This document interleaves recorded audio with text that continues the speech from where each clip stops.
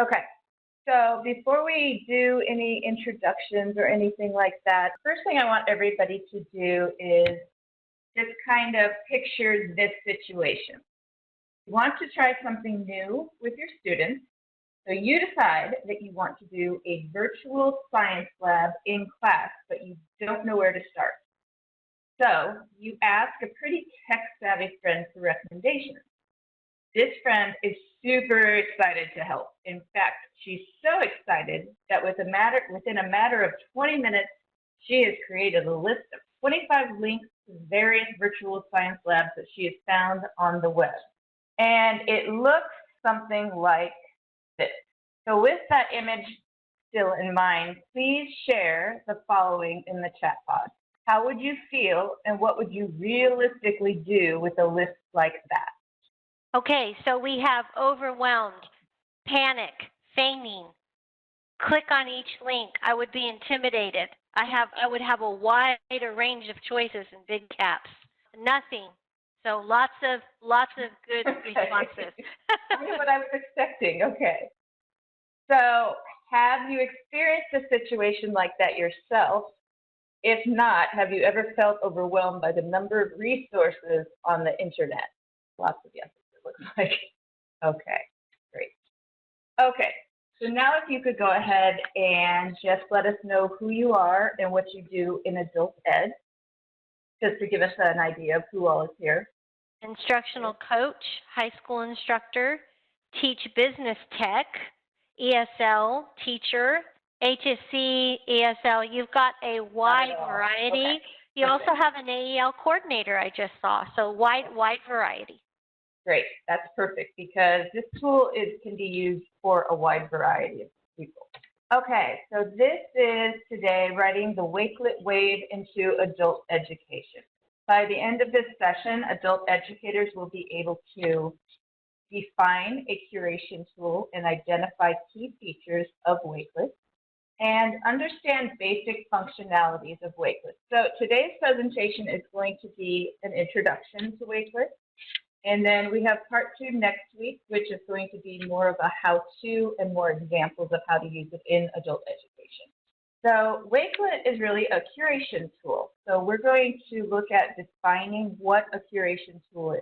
So curate means to pull together, sift through, and select for presentation as music or website content.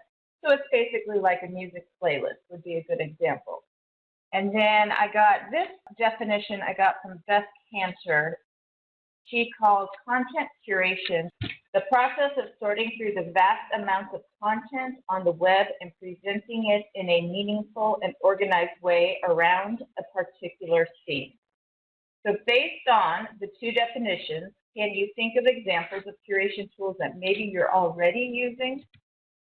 And the definitions, again, were to pull together, sift through, and select for presentations, such as music or website content, and sorting through the vast amounts of content on the web and presenting it in a meaningful and organized way around a particular theme. So just basically things you probably are already using. Okay, so we have great answers. Search engines, something called PathBright, something called Yammer, and search engines. I think one thing to clarify is maybe the difference between actively learn and different things, and I know you're going to get to that. So lots of different examples. Okay, so when I think about it, before I started using Wakelet, the one that always comes to my mind is Pinterest. And I know a lot of teachers use Pinterest because, I mean, it's Pinterest. It's like addicting. But this is much different from Pinterest. It's the same basic idea, but we'll talk a little bit more about that in a little bit. So then I could not find a definition for digital curation tools, so I kind of made my own. But basically what it is it's a tool that allows users to discover and gather relevant content under a similar theme. You're able to supplement the content with your own voice, and then you are able to present and share content with others.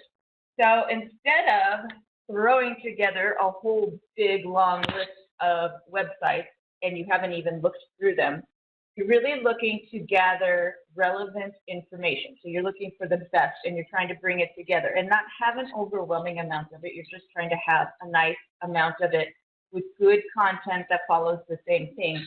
But then at the same time, you're able to go ahead and interact with it because you can add your own comments, your own text, your own videos, and different things like that. So that's really the biggest way it's different from Pinterest. And as much as I love Pinterest too, I consider Pinterest like my fun thing, my personal life, whereas Wakelet I tend to use for education. So we're going to talk about the difference between being a dumper and a curator. So I got this information from my favorite blogger, Jennifer Gonzalez, she blogs for the Cult of Pedagogy, and she came up with this information. So a dumper basically means you have too much information, no organization, information is crowded, and it results in cognitive overload. So the brain can only take so much at once. When we're presented with a whole bunch of information, our brains are going to ignore some of it in order to process the rest. Curator, on the other hand, organizes information under a common theme, guides, and directs information, adding commentary along the way. And this, in effect, enhances schema, meaning basically that our brains learn by grouping lots of pieces of information into groups and patterns and connecting it to knowledge that we already have in long-term memory. So obviously, if you already have a lot of background information on something, you're given a bunch of things at once, you could probably handle that better than somebody who doesn't. And then basically, like she says, the art of curation isn't just about saying here, it's more about saying, here's what this is, and here's why it is relevant and interesting. Okay, and this is one of our breaking points, so I'm going to go ahead and stop and see if there's any questions so far. Yep, just great comments about the difference between a dumper and a curator. I put the website for Cult of Pedagogy in the chat pod, and I think we can keep going. Okay, awesome. So, and the reason I actually used that example at the beginning is because that actually did happen to me when my first year in teaching. So it always stuck in my head because it was pretty funny. Ashley, we do have a question. I think it's a good one before we go on. Okay. And it says, given that this is pedagogy, how does this information relate to adults, which is called andragogy, right, which is from the father of andragogy, Malcolm Knowles. So can you explain the relationship? Well, the only thing, the Cult of Pedagogy, she's just a blogger. That doesn't have anything really to do with Wakelet. I'm not really sure how to answer that question. It's just something that is just a resource that I use, is basically what I'm trying to say. Okay, which much of it can translate to andragogy? Okay. Yeah, I mean, curation is basically, she just blogged about it because curation is being used for K through 12, but curation can also be used with adults. So it could be, used with andragogy as well. I understand the question though, and it's a good question, but that's basically, it can be used for anyone. Let's just put it that way as far as the Wakelet goes. Okay, now we're going to talk a little bit about understanding Wakelet. So Wakelet is a free platform that allows you to save, organize, and share content from across the web. So looking at it in 4 steps, you basically can bookmark, organize, collaborate, and share. So you bookmark your favorite links and posts so you never lose a link again, and you can save content that matters across the web. So you're even able to save, like if you see something on social media, especially Twitter, you can save that post, but you can also save anything. And the really nice thing is they have a Google extension, which I use constantly. If you add Google extension and you see something you like, you click on the W at the top of your page, and it saves it right away for you so that you can go back to it. That way you don't have to sit there and copy and paste and go to Wakelet and that sort of a thing. So it saves a lot of time. It also enables you to organize bookmarks into collections. So you can create collections on any subject, reorder the content, add narrative or text, and upload images and PDFs. And you can also embed links. You can also collaborate with others, which is pretty cool to do. I've only done this a couple of times, but you can invite people who use it. And I think now you don't even have to have a Wakelet to do it, but you can actually do it where everybody can contribute to the same Wakelet, which I've done. Haven't done it officially in class, but I have done it in a training, and it was pretty cool because everybody contributes to the same Wakelet. You also have a shareable link afterwards. After you create a Wakelet, you have a shareable link that you can share with anyone. And it also gives you a QR code option. So if somebody has their phone and they just want to scan it, they can automatically add the Wakelet that way. But this allows people to contribute without even signing up. So this is actually an example when I was in South Region Haley recently. This is part of an integrating technology training that we did, and so we all contributed to the same Wakelet. It was the first time I did it, and I was pretty happy with it, so I'm kind of excited about it to try it in the actual classroom, if we ever make it back to the actual classroom. You can also share, if you want, with other people. You can make it public or share it with friends, students, social media, a website, or you can also share it directly to Google Classroom, so it does link very nicely to that.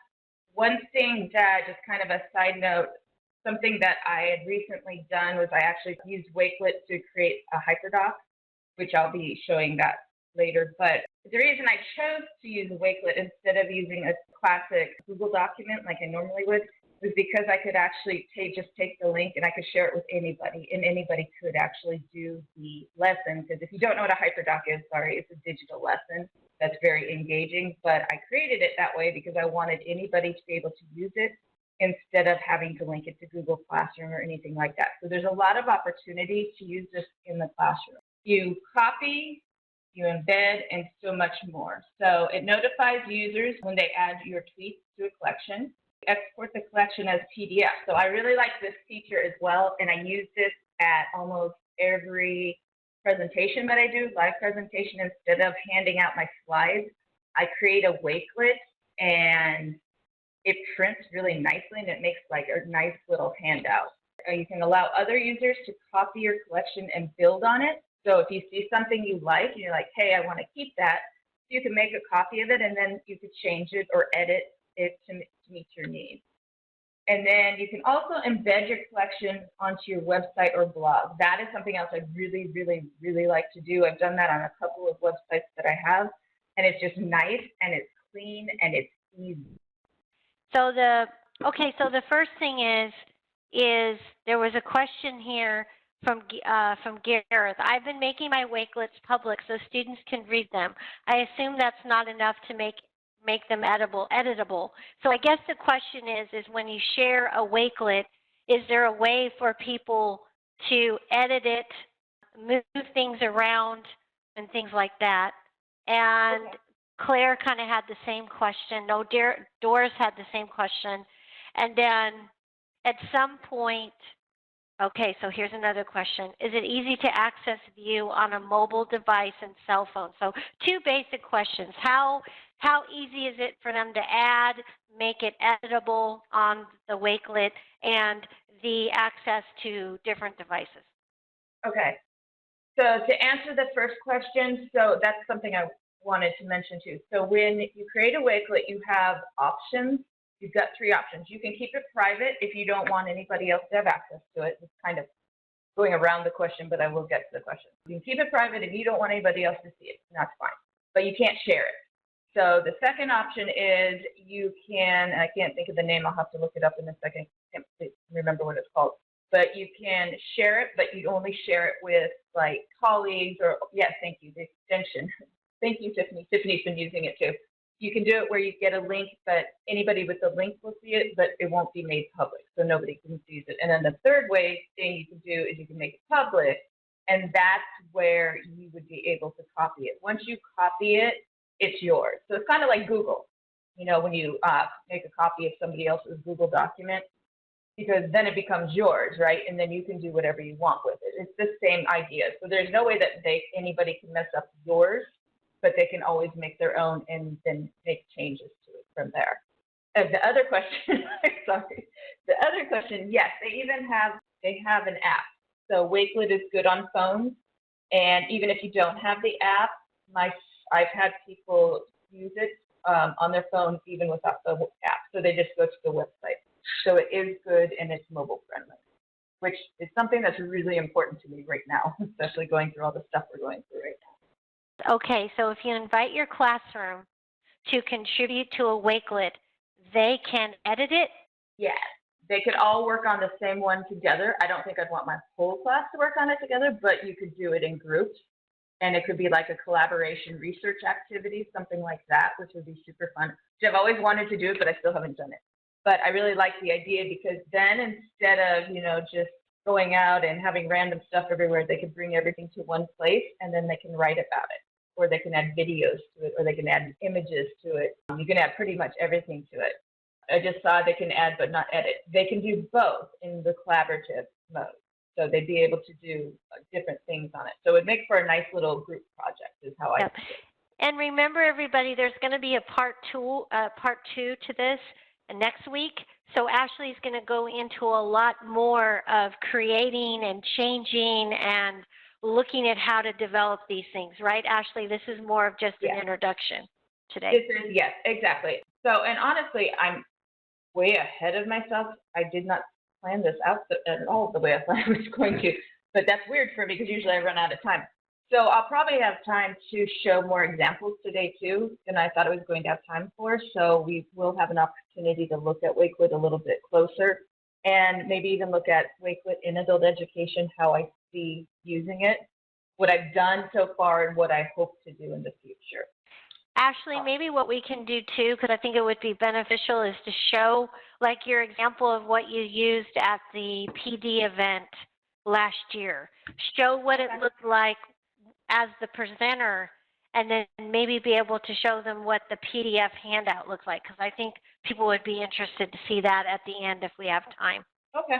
I think we're going to be good on time for that. So, but I just want to make sure I've answered everybody's questions. We're good to keep going, and then I'll watch for questions. Okay, awesome. Okay, so now we're going to go back to where we started. So let's revisit our situation at the beginning. We wanted to try something new, so we were going to try virtual classrooms. So you went to a tech-savvy friend for recommendation, and she literally sent us an overwhelming amount of websites. So instead of that, we're going to look at it another way. So instead of that, let's say you went to this friend, Ashley Winkle, and she found out about this Wakelet tool, so she's going to send it like this instead. And it looks more like this. So this is what Wakelet looks like. And I'm just going to kind of switch. First, I'm going to show you everything that's on here, and then I'm going to show you a couple of cool things about it. So a little bit of an overview that I add text to. I added an article here.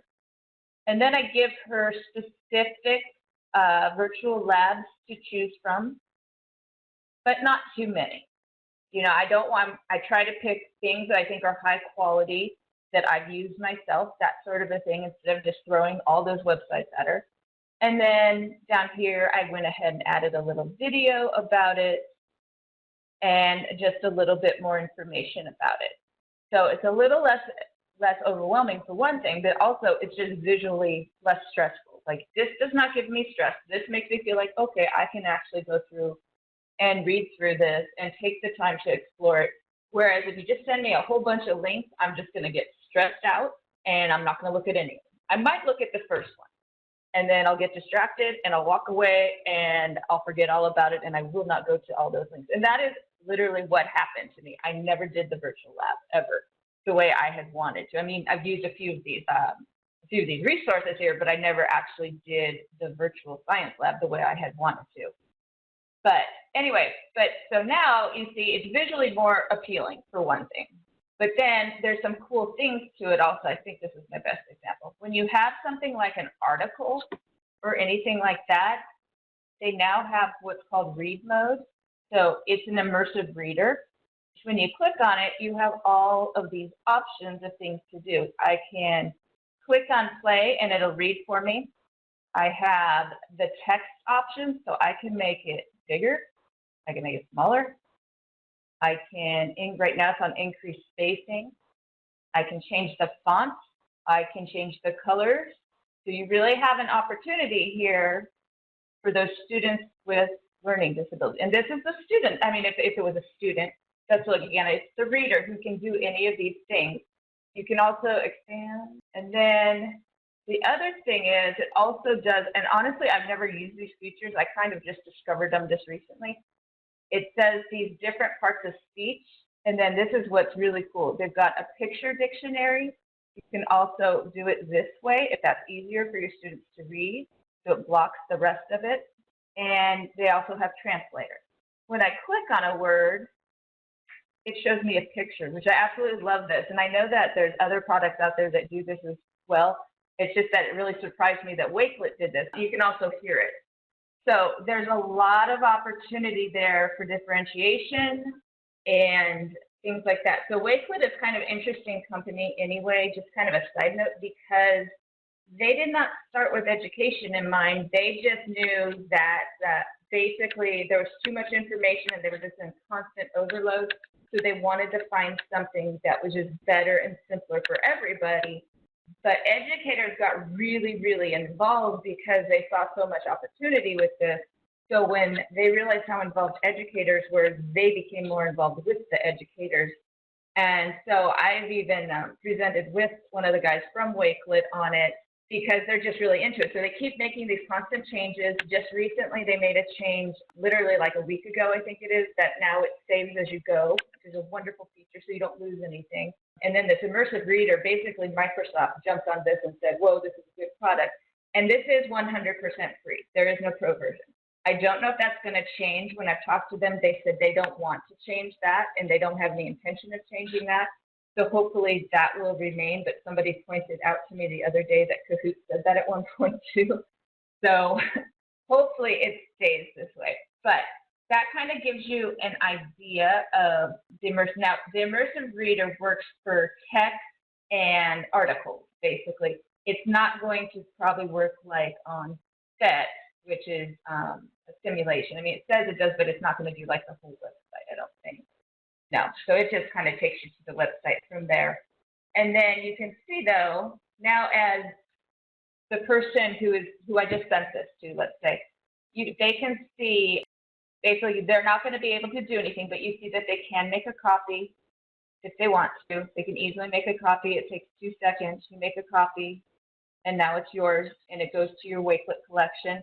But me, as the person who created the Wakelet, I can share all these different ways.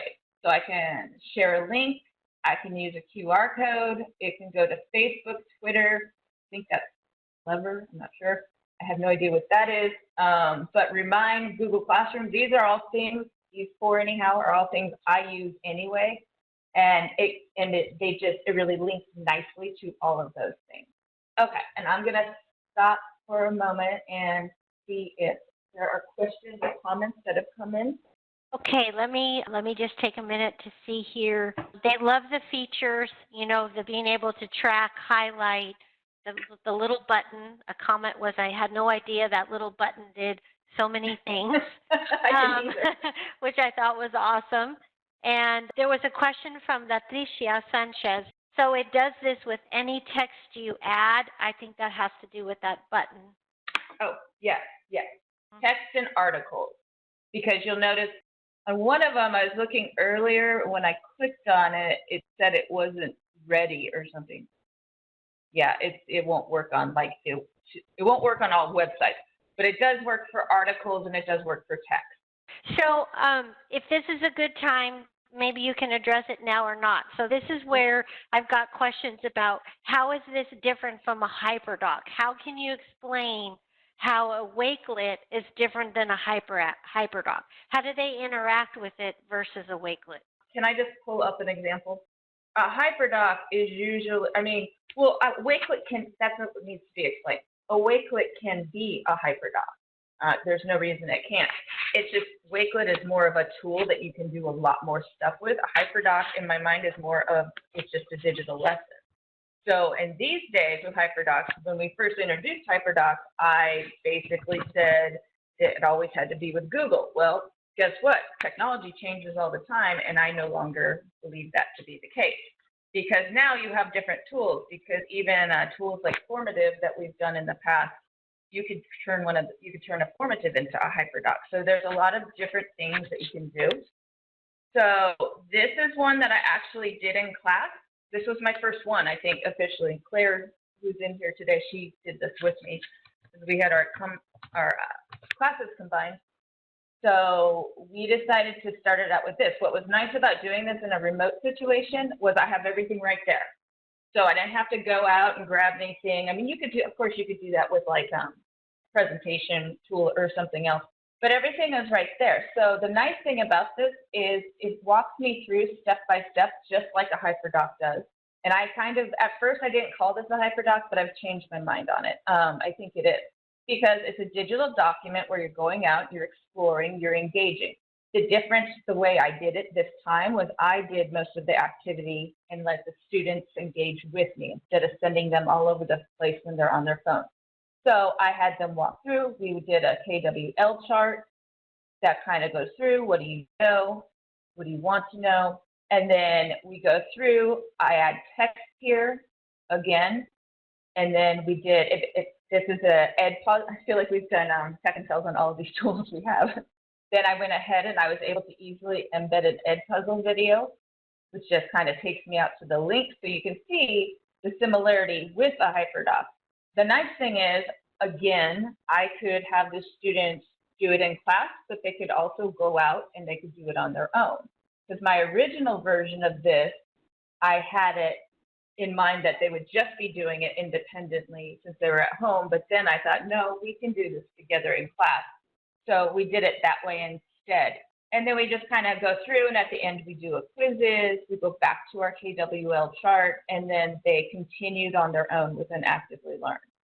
So back to your question, how is it different from a HyperDoc? It has a lot more stuff you can do. A HyperDoc is just more of a concept. It's a lesson plan, that sort of thing, whereas a Wakelet is actually a tool. So I'm pretty much through what I was going to go over. So at this point, we can go ahead and look at the examples. And he says it looked like when you linked to an article, you were able to use the reading tools on that link. I got it. So actually interact with the article, right, Gareth? Okay. Yes, that is the case with the article. So even though, and it also, the other thing that it does, it takes off if there's like ads and stuff, that all goes away. So you're actually able to have no distractions, basically make it however works best for them from there. So yeah, it is when you go to an article. I know, I was really excited about it too, because I just didn't see that coming. I was like, okay, that's fantastic. And I'm so glad that some of these tools are starting to do things like that. Really help. Would everybody like to see an example of what the Wakelet looks for Ashley, and then what the students see, like if it's printed out in a PDF? Okay. All right. Everyone's saying yes, including your hosts, Okay. All right. So you had kind of asked about the one that the presentation I did. See, we used Wakelet at Haley this year too, specifically for the PDF. And then before that, I had done the South Region Haley, and I'll show you that one first. This was the collaboration project. And basically, I just kind of guide them through, click the plus sign, click on text, introduce yourself, and they basically engaged and kind of played around with the different things that they could do. They added just different elements, and you know, you can just kind of a place that you can just bring people together. You could definitely do a fun research project on it. On this one, now this one I had in mind specifically. This one I specifically had in mind that I was going to make it into a PDF. But you know, if anybody knows me, I like to play with visuals and images and colors. So I gave them an option. So I handed them the PDF version, but I also made this available to them digitally so that they could have it without having to have paper. So in this case, I actually put the QR code to it right here because I had in mind the entire time that I'm going to print this, okay? So that way, when I hand them the sheet, they would be able to scan it. And then that was just our presenter information. This is probably like familiar to Ashley Watts or Ashley Hariola. And then I went ahead and I included our slides, and of course I put the bit.ly on there so that in case somebody was going to manually be typing it in. And then just included all the resources that we had for that presentation and then some. And so then from there, now I've got kind of a nice little document made. So then from there, by clicking these dots here, I could just turn it into a PDF. Then I export it as a PDF, which can take up to 60 seconds, as you see. And then from there, I'm able to print it, and it makes for this nice handout. So Ashley, in theory, you could use Wakelet, share a Wakelet with a WhatsApp or some type of digital platform, because a lot of programs are using their phones, and then you could share the PDF via the phones so the students would have the document, correct? Yes, absolutely. So this is what the PDF then looks like. It's wonderful. Okay. The first page, you just had the code on it. And then from there, it just has all the information on it. And then it's just nice, it's clean, and it just prints really nicely. So it's just really, it's my preference for making any sort of a handout instead of, there's no reason for me to work so hard. So and then I can just link the two, which I really like doing that together. I think I saw, Gareth, did you ask about the background? So from my perspective, so that was really from like a student or audience, whoever your audience, basically, from what they see. So for mine, I went into edit mode. So I can then edit the cover image simply by clicking on that. You can make it, you can get rid of it completely if you don't like it, because sometimes you don't need it. I just like pictures. And you can make it bigger. I feel like that's too big, so I don't ever do that one. But then if you want to change the background, this is a newer feature as well. And you can just go to change background and you choose from the library, or you can upload your own. But the library is awesome because it's from Unsplash, which if you don't know Unsplash, it's free pictures, and they're always really, really good quality pictures. So you can just search, you know, whatever you want to do. And if I see something I like, let's say I want that, I just click on it, and then it changes the background, just like that. So it's like, what I really like about this tool is I like that it's clean. I like that it's easy. It's not something complicated. There's a lot of stuff out there that if it takes me more than 15 minutes to figure it out, I tend to go somewhere else because I don't want to spend that much time figuring something out. So this isn't one of those tools that's going to be so frustrating or anything like that. At least I don't think it is. That's why usually when I promote a product or promote one of these tools, I usually try to focus on it being something that's easy to do. The other thing is just to kind of explain a few things. So you can also add contributors. So if I want somebody to contribute with me, I can just type in their name, or I can type in their email and add them, and then I invite them in to contribute to a Wakelet as well.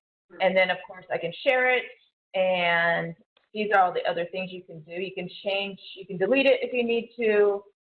This is the visibility thing. Unlisted, that was the word I was trying to think of. So then right now I have it public. Anybody can see it.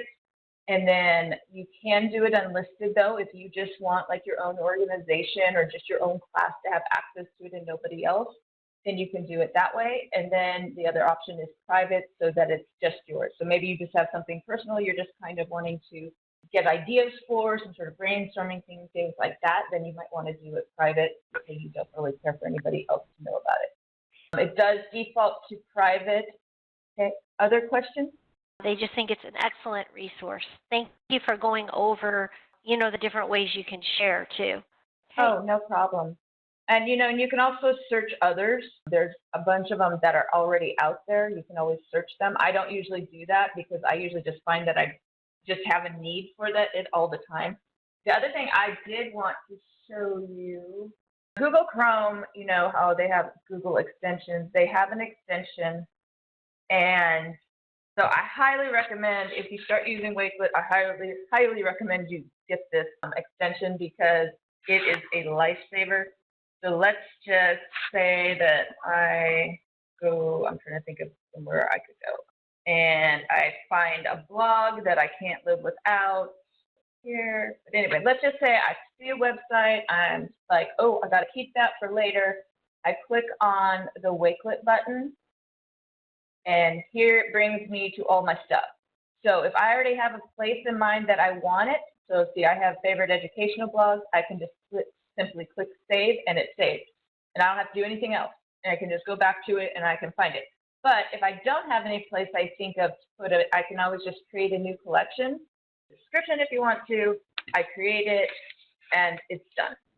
And it's pretty simple. So it's really, really, really, I think Pinterest lets you do that as well. But that is so helpful. Is there a Wakelet community? So Wakelet's community is really on Twitter. That's where the Wakelet wave comes from. It's a hashtag Wakelet wave. If you don't use Twitter, like Twitter, I only use for education and to get ideas. I didn't used to use Twitter at all, but I learned so much on Twitter. And I know Anson's on Twitter a lot now too, but the Wakelet wave, basically, that's where they all come together. They do a lot of those chats. They do a lot of chats. They also have a lot of videos and things like that. So I don't know, they're a really fun company. And the idea behind them, I kind of forgot to explain that. In this picture here, you see their little logo thing says the humans are coming. And Katie, who works with Train, she actually, when she went to PCEA this year, she has a picture of herself with the little robot.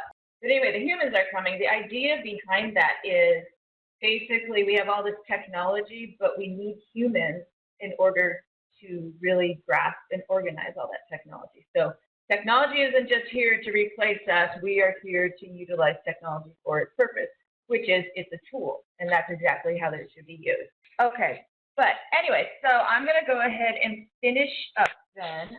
Okay, so part 2 will be more of a how-to Wakelet in adult education. Before then, I do recommend creating an account and exploring on your own so you can share your questions and experiences in our next session. And I thank you all for joining. I do hope you use it as much as I do. I find I use it every single day, probably more than I use anything except for my phone. And thank you guys for joining me. And let me make one clarification. It's April 24th is part 2, and it is already in the PD portal. So you register now. And again, do your homework, practice, play around, so you can come back with questions. Yes, absolutely. Please do. Yep, that's the best part. Try to break it and come back with questions. So I would like at this time to say thank you to Ashley for sharing her expertise and spending time with us. Just as a little side note, everybody, Ashley's been presenting on Tech and Tells now for over 3 years. So she has presented a lot of the tools that we have in the PD portal. I also want to thank everybody that turned out today to spend time with us on Tech and Tell. We greatly appreciate it. We know your time is valuable, and we are humbled that you are here with us this afternoon. And so it takes a village, as we say, to do these webinars. So I appreciate you all, and wherever you are, stay safe. I hope your family is well. And as we like to say, stay AEL strong, everybody. Take care.